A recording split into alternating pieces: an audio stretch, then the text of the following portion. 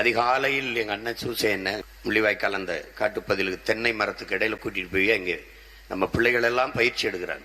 சின்ன சின்ன பிள்ளைங்க 20-22 வயசு அது மாதிரி இருக்கிற பிள்ளைங்க. அந்த பீரங்கி இதை விசை இழுத்து அடிக்கணும். இந்த தென்னையிலிருந்து ஒரு கயிறு, அங்கிருந்து ஒரு பெட்டி, அட்டை பெட்டி வேகமா போகும்.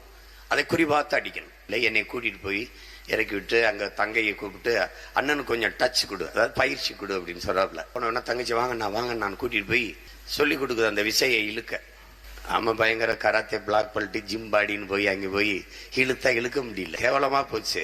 எங்க அண்ணன் என்னாச்சு அப்படிங்கிறாப்புல. சூசை என்ன இல்ல ஒண்ணு இல்ல நான். அப்ப ஒரு தங்கச்சி கிட்ட வந்து காதுக்குள்ள வந்து, அண்ணா இதுக்கு உடல்ல வலு இருந்தா பத்தாதுன்னா உள்ளத்துல வெறி இருக்கணும். நான் வருங்க திரும்பி அப்படியே பார்த்தேன். உள்ளத்துல காது கிட்ட வந்து சொல்றா, உள்ளத்துல வெறி இருக்கணும்னா உடம்புல வலு இருந்தா பத்தாது அப்படின்றப்பல. அப்போ ஒரு வெறியை ஏத்திக்கிட்டு இழுத்து அந்த விசையை இயக்குனேன். அவ எனக்கு சான்றா இருந்தா.